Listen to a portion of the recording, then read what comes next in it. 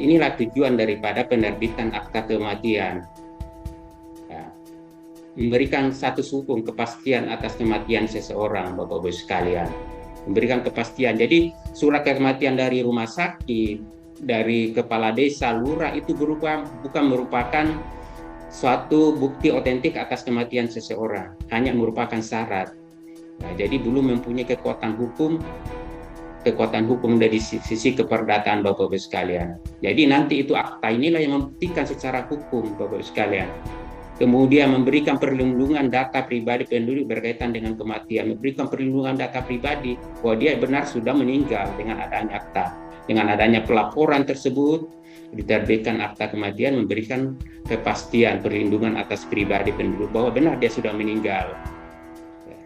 Kemudian fasilitasi pelayanan publik sebagai implikasi, ya pelayanan publik tentunya contohnya didapatkan asuransi, ya kan.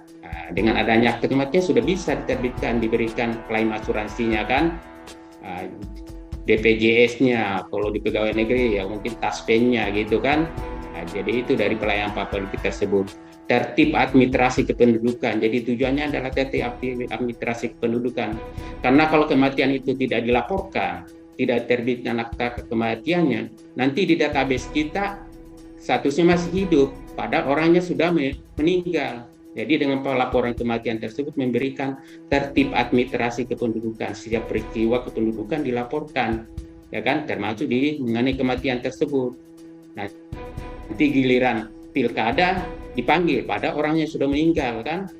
Nah, kalau tidak dilaporkan, karena kita dari Kemendagri memberikan data ke KPU mengenai data DP4 tersebut untuk kepentingan itu pemilu. Tapi kalau umpamanya tidak dilaporkan, nanti di database-nya masih ada bantuan sosial dapat, ya kan, pada orang yang sudah meninggal.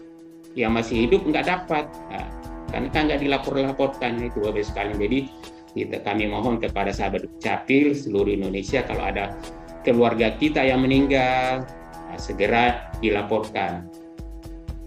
Kemudian memberikan kontribusi dalam pemeliharaan database kependudukan yang akurat, ya seperti tadi tertibnya akurat.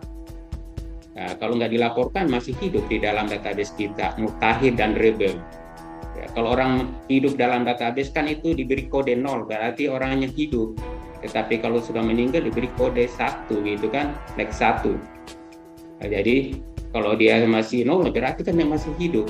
Nah, jadi itu diharapkan tujuan dari pelaporan kematian ini sangat penting. Karena yang menentukan jumlah penduduk itu kan hanya 4, Bapak-Ibu sekalian.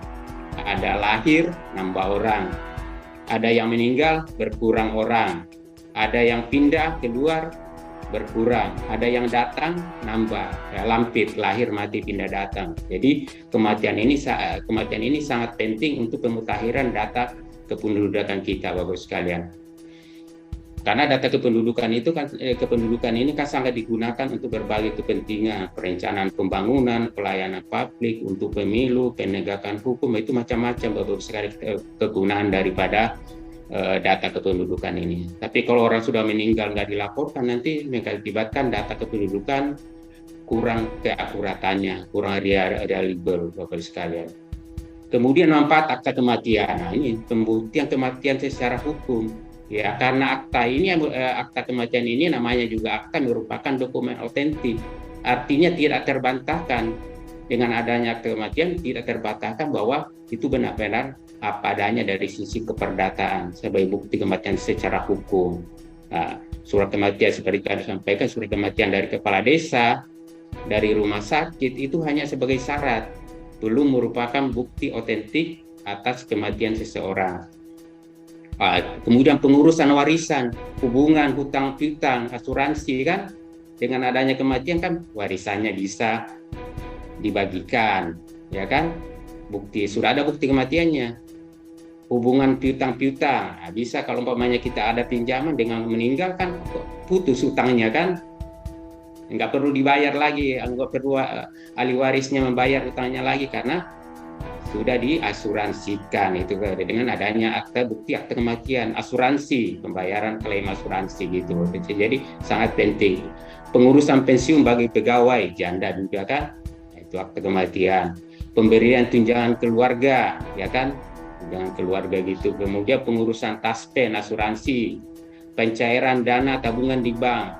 Dengan adanya akta kematian, maka buku tabungannya bisa dicairkan dananya dengan ada bukti akta kematian. Jadi sangat penting akta kematian ini.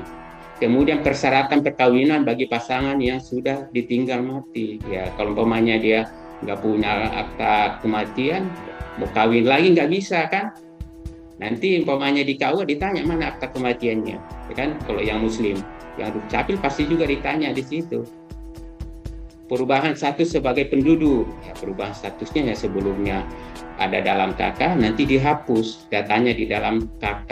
Ya. Tapi orang meninggal itu di database tidak dihapus, tetap ada datanya, cuma kodenya dirubah jadi 1, jadi enggak hidup. Perubahan statusnya di KK, jangan sampai di KK-nya masih ada, padahal orangnya sudah meninggal, ya kan? Giliran ada bantuan dapat, karena masih tergantung dalam KK, gitu Bapak sekalian. Didapatkan data statistik vital. Statistik vital ini artinya statistik kependudukan Bapak sekalian. Berapa sih jumlah penduduk kabupaten ini, ya kan? Berapa yang laki-laki, berapa yang perempuan, berapa yang pendidikan, ini namanya statistik Bapak sekalian. Jadi sangat penting artinya daripada akta kematian. Jadi diharapkan agar setiap ada keluarga kita yang meninggal, ya segera dilaporkan Bapak Ibu sekalian. Mungkin sekarang belum membutuhkan, tapi mungkin suatu waktu berapa tahun ke depan membutuhkan akta kematian. Karena banyak terjadi dalam masyarakat, sudah ada berapa tahun yang meninggal, yang bersangkutan, bahkan ada yang sudah lebih dari 10 tahun sampai 20 tahun, bahkan karena pernah dapatkan laporan dari daerah, meninggalnya tahun 50-an, baru sekarang ngurus akta kematian, karena baru sekarang dia butuhkan gitu kan, mungkin karena pembagian warisan, dulu masih keluarganya masih akur, tapi setelah masalah warisan, ya diminta dari pengadilan biasanya gitu, mengenai akta kematian. Padahal kalau sudah tidak ada dalam database kependudukan, kalau aturannya itu adalah harus ke pengadilan. Jadi segera dilaporkan Bapak-Ibu sekalian, walaupun sekarang belum membutuhkan akta kematian. Kita yang keluarganya yang melaporkan, jangan yang meninggal yang meminta suruh lapor. Nanti kita akan takut kan? Ya gitu Bapak sekalian. Jadi kita keluarganya segera, walaupun sekarang belum butuh akta kematian, tapi itu sangat penting. Penting bagi pemerintah, juga bagi keluarganya. Jangan sampai nanti sudah tidak ada dalam database, nggak terdaftar itu susah, nah, nanti akan repot karena pengurusannya di tempat terjadinya peristiwa terjadi domisili daripada yang meninggal. Umpamanya dulu dia meninggal di Kalimantan, sekarang penduduknya di Jawa kan, keluarganya sudah pindah ke Jawa, maka tetap akta kematiannya diterbitkan di Kalimantan Bapak-Ibu sekalian. Karena asasnya asas domisili. Domisili siapa? Domisili yang meninggal. Subjek akta, bukan domisili keluarganya atau ahli warisnya. Nah, itu seperti yang sampaikan tadi Bapak Dirjen bahwa domisilinya. Jadi jangan sampai kita kan nggak tahu suatu waktu kita pindah kan, masa harus datang ke Kalimantan ngurusnya. Mendingan diurus segera apabila ada keluarga kita yang meninggal, apakah nenek kita, bapak kita, ya kan, keluarga kita yang meninggal. Kalau ada tetangga kita, ya disampaikan. Ada tetangga kita yang meninggal, disampaikan ke keluarganya untuk segera mengurus akte kematiannya. Karena pengurusan akte kematian ini sangat mudah, persyaratan dan tata caranya sangat gampang Bapak-Ibu sekalian.